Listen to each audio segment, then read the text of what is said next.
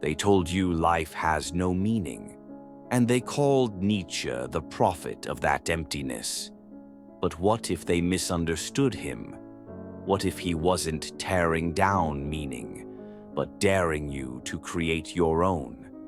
Most people hear the phrase "God is dead" and assume Nietzsche was celebrating chaos, that he wanted to burn down every truth, every value, every shred of purpose. But that's not what he meant. He wasn't celebrating, he was mourning. Mourning the collapse of the old world, the death of inherited meaning, and the terrifying freedom that follows. Because when the old gods die, something else must rise. And Nietzsche's question wasn't, "Why is life meaningless?" It was, "What will you do now that you're free?"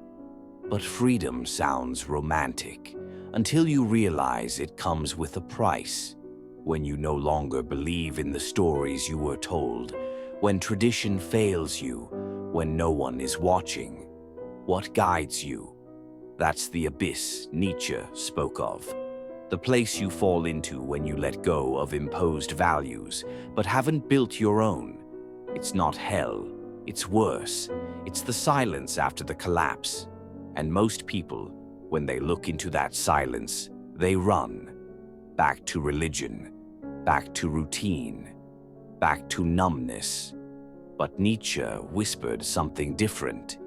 He who fights with monsters should look to it that he himself does not become a monster. And if you gaze long enough into an abyss, the abyss will gaze back into you. He wasn't warning you to avoid the abyss.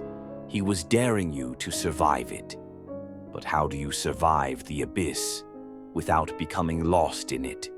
Nietzsche believed in something he called the Übermensch, the overman. Not a superhero, not a tyrant, but a human who has transcended the herd, someone who doesn't need validation, someone who doesn't copy meaning, but creates it. The Übermensch looks at the chaos of life and says, "I will turn this into something beautiful." He suffers, but gives that suffering purpose. He falls, but makes art from the fall. And most importantly, he doesn't ask what life means. He declares, "This is what I make it mean." But what if you're not there yet? What if you're still trapped in someone else's story?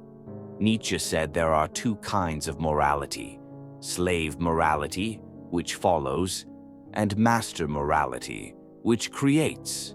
Slave morality worships humility, obedience, and suffering as virtues, not because they're noble, but because the powerless need a way to cope.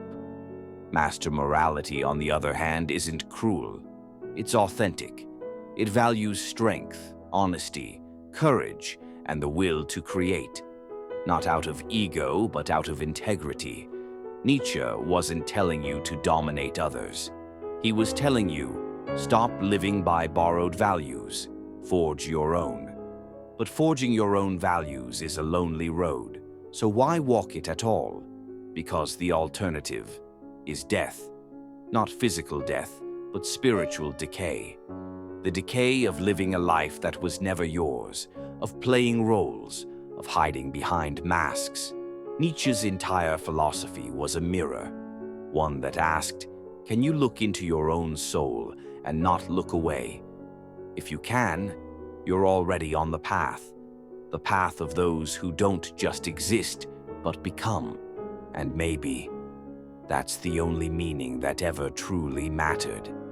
If this voice spoke to something inside you, some quiet hunger for meaning, some silent rebellion against the noise of the world, then maybe you've already started your journey. And if you want to keep walking it with us, hit that subscribe button. Because here in the darkness, we don't tell you what to believe. We challenge you to think. So let me leave you with a question Nietzsche would have asked. If your life was a book, would anyone want to read it?